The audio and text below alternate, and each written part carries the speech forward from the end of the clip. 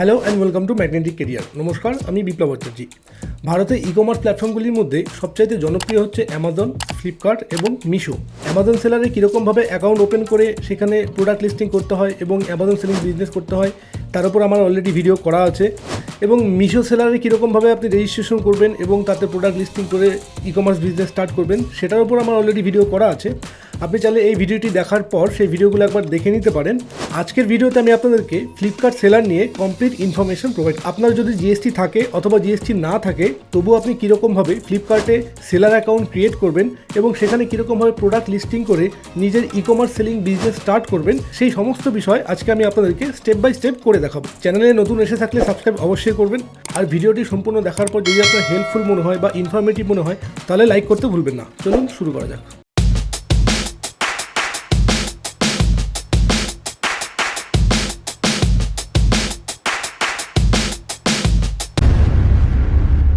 Flipkart seller registration করার জন্য সবার প্রথম আমাদেরকে flipkart.com এই ওয়েবসাইটে আসতে হবে। flipkart.com এই ওয়েবসাইটে আসার পর ডান দিকে দেখুন এখানে বিকাম এ সেলার অপশন রয়েছে, তো এখানে আমাদের ক্লিক করতে হবে। এরপর আমরা অটোমেটিক্যালি seller.flipkart.com এ রিডাইরেক্ট হয়ে যাব। এখানে দেখুন অলরেডি দেওয়া আছে 45 crore plus Flipkart customer, 7 days secure and regular payments, low cost of doing business, 1 click seller support, access to the big billion days and more.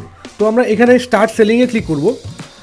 Start সেলিংয়ে click করার পর next পেজে আমাদেরকে এখানে মোবাইল নাম্বার এবং email ID এই দুটো দিয়ে verify করে নিতে হবে। মোবাইল নাম্বার এন্টার করার পর সেন্ড ওটিপিতে ক্লিক করলে একটি ওটিপি আমাদের মোবাইলে চলে আসবে। সেই ওটিপিটি আমাদেরকে এখানে সাবমিট করতে হবে। মোবাইল নাম্বার, মোবাইল ওটিপি এবং ইমেল আইডি দেওয়ার পর নিচে দেখুন দুটো অপশন আছে। প্রথমত হচ্ছে অল ক্যাটাগরিজ।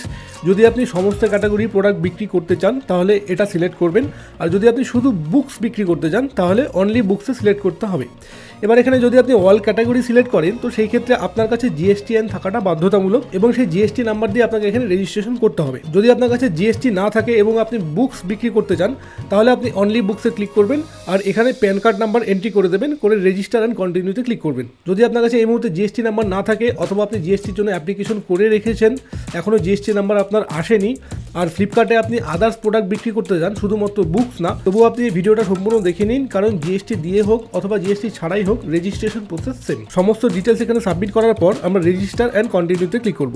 নেক্সট পেজে আমাদেরকে এখানে একটি স্ট্রং পাসওয়ার্ড ক্রিয়েট করতে হবে এবং নিজের ফুল নেম এখানে টাইপ করতে হবে আর তার নিচে ডিসপ্লে নেম এখানে টাইপ করতে হবে। করার পর আমরা এখানে কন্টিনিউতে ক্লিক করব। কন্টিনিউতে ক্লিক করার পর আমরা এখানে দেখতে পাবো your onboarding completion status is 40%। তো আপনার ক্ষেত্রে এটা এরকমই দেখাবে। আমাদের এই স্টেপগুলো কমপ্লিট ভেরিফাই করতে হবে। প্রথমত email ID verification, ID verification, signature verification, display name আমরা দিয়ে রেখেছি, pick up address, listing created এবং স্টক অ্যাডেড। তো এগুলো আমরা এখন স্টেপ বাই স্টেপ করে দেখব। সবার প্রথমে আমরা এখানে আমাদের ইমেল আইডিটা ভেরিফাই করে নেব। তার জন্য আমরা এখানে রিসেন্ট ইমেলে ক্লিক করব। এরপর আমাদের ইমেল আইডিতে একটি ভেরিফিকেশন লিঙ্ক আসবে, সেই লিঙ্কটি আমাদের ক্লিক করতে হবে।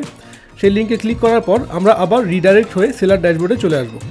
তো এখানে আমাদের দুটো ভেরিফিকেশন কমপ্লিট হয়ে গিয়েছে। আমার অনবোর্ডিংও এখানে 40% থেকে 45% হয়ে গেছে।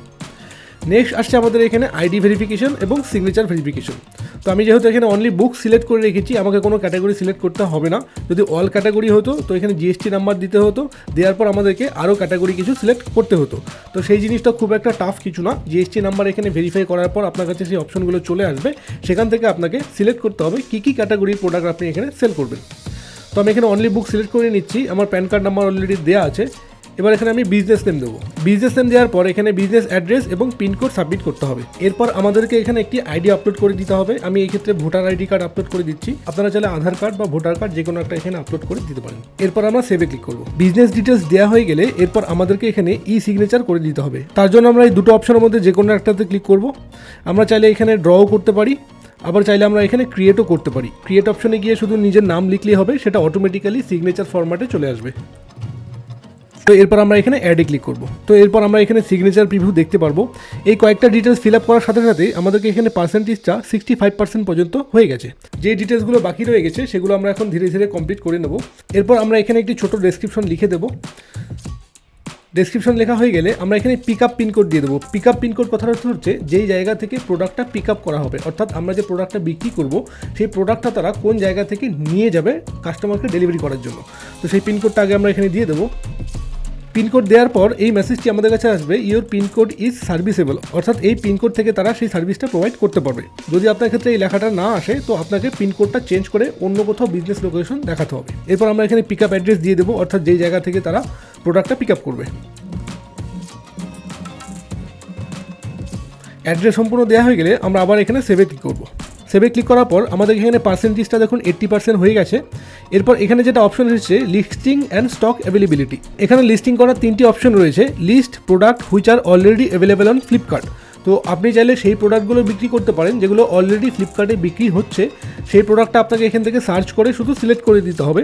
অথবা হ্যাভ এ নিউ প্রোডাক্ট, আপনার কাছে এমন একটা প্রোডাক্ট আছে যেটা আগে ফ্লিপকার্টে বিক্রি হচ্ছে না, বা একদম ফ্রেশ একটা প্রোডাক্ট যেটা আপনি নিজে প্রোডাকশন করছেন, সেটা আপনি এখানে লিস্ট করতে পারেন। Or add product with high demand at Flipkart, অথবা আপনি কোনো প্রমোশনাল মেথডও প্রোডাক্ট এখানে অ্যাড করতে পারেন। তো আমরা এই প্রোডাক্ট অ্যাডিংটা এখন করছি না, এটা পরে করব।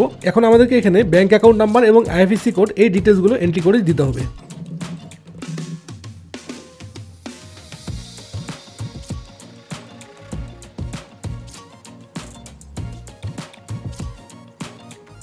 আইএমপিএস এররের কারণে কিছু না কিছু একটা কারণে এখানে ব্যাঙ্ক অ্যাকাউন্টটা সাবমিশন ওরা নিচ্ছে না, তো আমি এখানে ক্যান্সেল চেক আপলোড করে দেবো। তো তার জন্য এই আপলোড চেকে ক্লিক করতে হবে, করার পর এখানে অ্যাকাউন্ট হোল্ডারের নেম এন্ট্রি করে দিতে হবে, তারপর এখানে আপলোডে ক্লিক করে সেই চেকটা আপলোড করে দিতে হবে। করার পরে আমরা এখানে সাবমিটে ক্লিক করব। যদি আপনার ক্ষেত্রে এরকম প্রবলেম আসে, অ্যাকাউন্ট নাম্বার না নিতে চায়, তো সেই ক্ষেত্রে আপনি চেক অথবা ব্যাংকের পাসবুক আপলোড করে দিতে পারেন। আর যদি আপনার ব্যাংকের অ্যাকাউন্ট অটোমেটিক্যালি নিয়ে নেয় তো এই প্রসেসটা আপনার করার প্রয়োজন পড়বে না। চেক আপলোড করার পর ভেরিফিকেশন পেন্ডিং হয়ে থাকে, যদি আপনার অটোমেটিক্যালি ব্যাংক অ্যাকাউন্ট ফেচ করে নিত তো সেই ক্ষেত্রে এই ভেরিফিকেশনটা আপনার অটোমেটিক্যালি ইনস্ট্যান্টলি হয়ে যেত।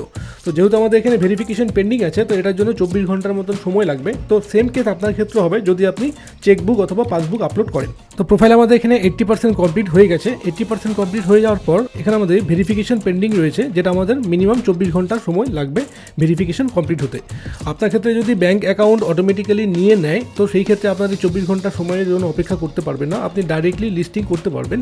কিন্তু আমাদের ক্ষেত্রে সেটা 24 ঘন্টার সময়ের জন্য আমাকে অপেক্ষা করতে হচ্ছে। তো সেই ক্ষেত্রে যখন আপনারা এখানে ব্যাংক অ্যাকাউন্ট অ্যাক্টিভেট হয়ে যাবে তারপর আমরা এখানে প্রোডাক্ট লিস্টিং করতে পারবেন। তো হোপফুলি ফ্লিপকার্টে কীরকমভাবে অ্যাকাউন্ট ক্রিয়েট করতে হয় সেটা আপনি বুঝতে পেরেছেন। ইনকেস যদি আপনার কোনো প্রবলেম হয় বা আপনি যদি কোনো কিছু জানতে চান আমাকে কমেন্ট বক্সে জিজ্ঞেস করতে পারেন, আমি আপনাকে সেখানে সেটা রিপ্লাই দিয়ে দেবো।